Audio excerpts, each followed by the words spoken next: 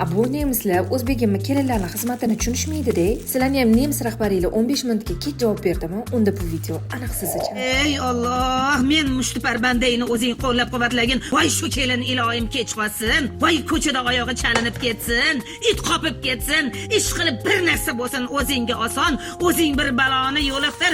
Bir narsa bo'lsin ish qilib kech qolsin. Jonim, xavotir olmang. Bugun sizga 15 minutda tayyor bo'ladigan achchiq ramyonli sho'rva tayyorlab beraman. Shunaqangi xitoyliklarning qo'zi qornida olivkoviy yog' bilan 1-2 marta aylantirib qovurib olamiz. Va buldak ramyonimizni sosidan yarmini solib, qo'zi qorinlarimizga rang jilosini berib, 600 ml suv solib olamiz.